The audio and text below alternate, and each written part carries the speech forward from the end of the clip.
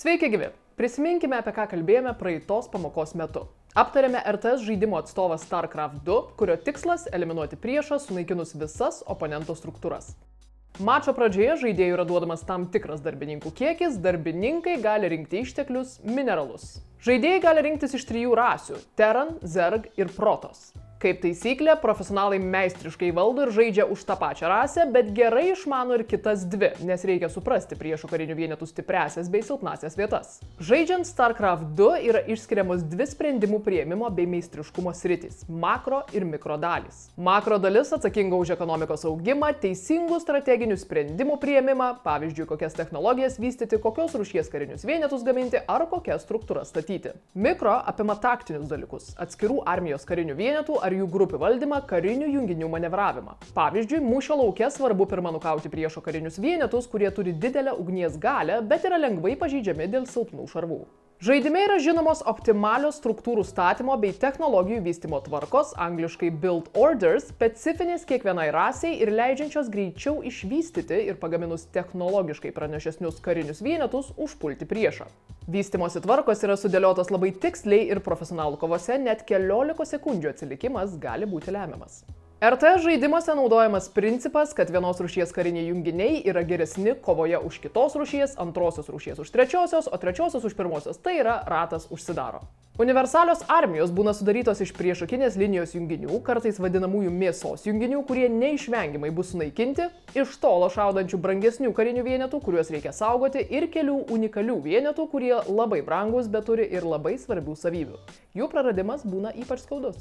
Kiekvienu žaidimo momentu turime užduoti savo klausimą, ar žinome, ką šiuo metu veikia mūsų oponentas. Jeigu į šį klausimą atsakyti negalime, reiškia mūsų žvalgyba yra nepakankama ir mes žaidžiame aklai. Puldinėjimas šiame žaidime dažniausiai greitaeigiais ar sunkiai sunaikinamais kariniais junginiais, o priartėjus priešo gynybai atsitraukiama, vėliau atnaujinant puolimą toje pačioje ar jau kitoje vietoje.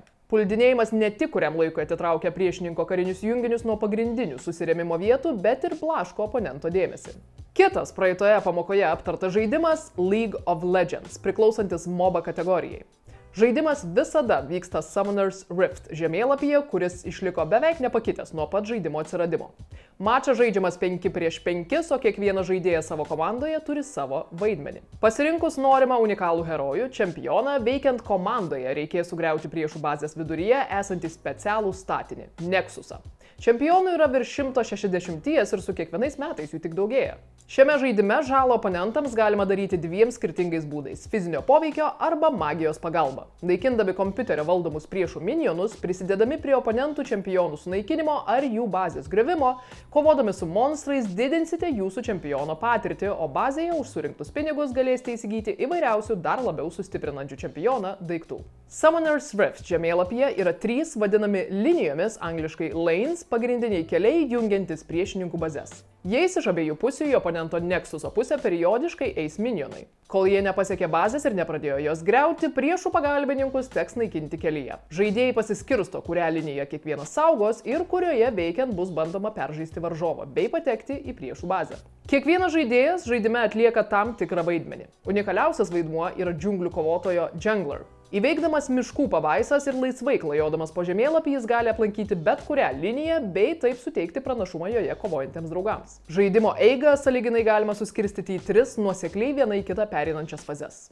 Laning phase - tai pradinė žaidimo fazė iki pirmųjų nugriautų priešų bazės bokštų, kuomet čempionai pagrinde būna savo linijose. Šiame etape svarbu suprasti, kaip kontroliuoti padėtį linijoje, kada kauti su priešu čempionu, o kada geriau tiesiog atsitraukti. Midgame fazėje čempionai pradės laisviau judėti po Summoner's Riftą, prasidės pirmosios komandinės kovos, o žaidėjai dažnai apsikeis linijomis. Po kurio laiko stipresni čempionai jau bus pasiekę maksimalų potencialą, o tai leis komandai bandyti išplėšti pergalę. Komandinės kovos dar labiau suintensyvės, tai rodys, kad patekome į vėlyvą žaidimo fazę – late game.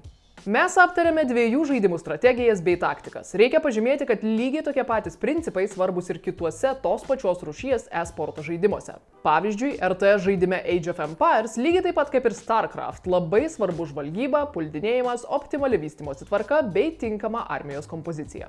Iki kito karto.